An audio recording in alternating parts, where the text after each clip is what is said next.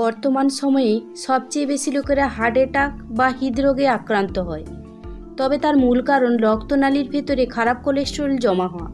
সহজ কথায় বললে রক্তনালীর ভিতরে ক্ষতিকর চর্বি তৈরি হওয়া, যা রক্ত প্রবাহকে বাধা দেয়, সবশেষ পুরোপুরি রক্ত প্রবাহ বন্ধ করে দেয়।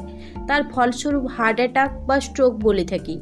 আর এই হার্ট অ্যাটাক হওয়ার আগে আমাদের বেশ কিছু লক্ষণ প্রকাশ পায়, যেমন চোখের নিচে ফোলা ও মনির চারপাশে ধূসর গোল দাগ, হৃদগতির হার বেড়ে যায়, কখনো ঘাড়ে বা মাথার পেছনে একটানা ব্যথা করতে থাকে। এছাড়া দেখবেন হৃদরোগের সব রিপোর্ট ভালো, তবুও কিছুতেই বুকে ব্যথা কমে না। এরপর যেটা সবচেয়ে বেশি গুরুত্বপূর্ণ, আমরা যদি আমাদের হার্ট ভালো রাখতে পারি তাহলে এই মারণ রোগ এড়াতে পারি।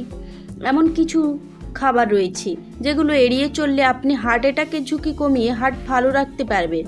প্রথমত, মন ভালো করা মিষ্টি তো খেলেন, শরীর কতটা সাপোর্ট করছে তা জানা জরুরি। ডায়াবেটিস রোগীদের কেবল আমরা মিষ্টি খেতে বারণ করে থাকি, কিন্তু উচ্চ কোলেস্টেরল রোগীদেরও মিষ্টি খেলে কোলেস্টেরলের মাত্রা দ্বিগুণ হয়ে যেতে পারে।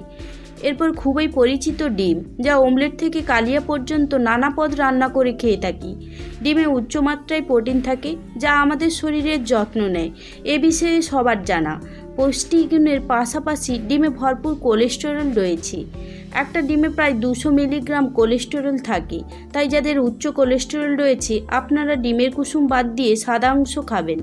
সবশেষ, তেল মশলাদার খাবার, ডুবো তেলে ভাজা খাবার, এগুলো কোলেস্টেরল রোগীদের জন্য বিপজ্জনক, তাই যতটা পারবেন এই খাবারগুলো এড়িয়ে চলবেন।